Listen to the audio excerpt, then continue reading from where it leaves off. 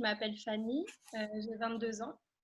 Donc, j'ai tout d'abord fait un baccalauréat scientifique pour ensuite réaliser une licence MIACH. Donc, et ensuite, du coup, j'ai intégré le Master 1 de santé publique à l'ISPED.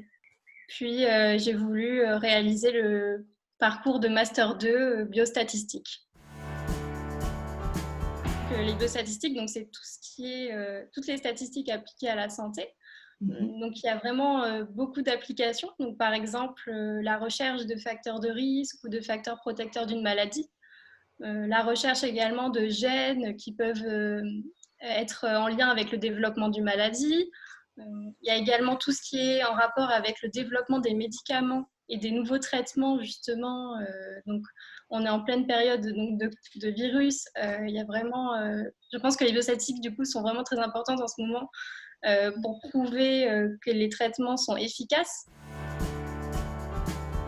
Ce master, il m'a apporté donc, toutes les connaissances donc, basiques, donc déjà en santé publique, épidémiologie, santé publique, etc. Et toutes les bases en statistique, donc appliquées aux différents domaines, aux différentes applications que j'ai citées en santé.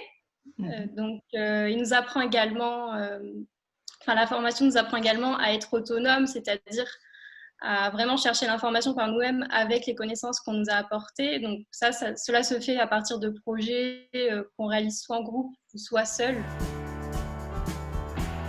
Alors, je fais mon stage à l'Institut Bergonié, donc un institut qui est consacré à la cancérologie à Bordeaux, donc dans une unité de recherche clinique.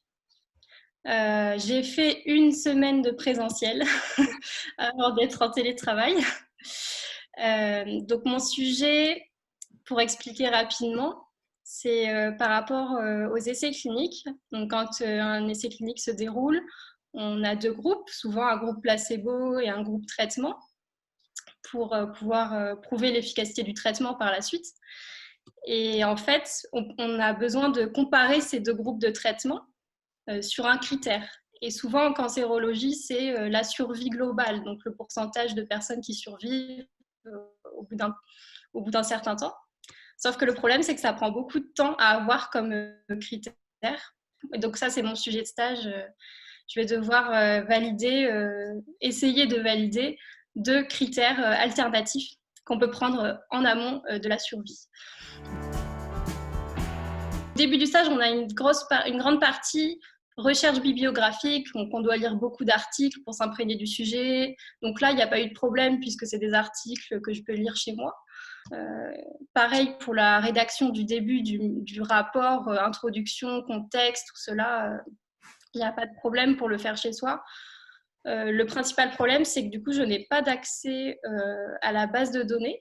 Ils sont en train justement de voir comment mettre en place la base de données aux stagiaires.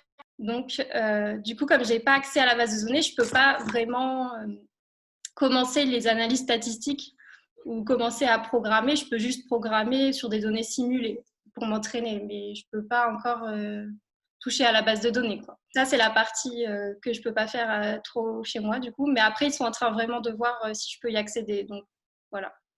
Recherche biblio, rédaction, là, il n'y a pas de problème pour le faire à la maison. Alors du coup, ce qu'on fait, c'est qu'on fait un point régulier. Donc on fait un point par semaine au téléphone, où là, je pose toutes les questions que j'ai eues pendant le travail de la semaine, etc.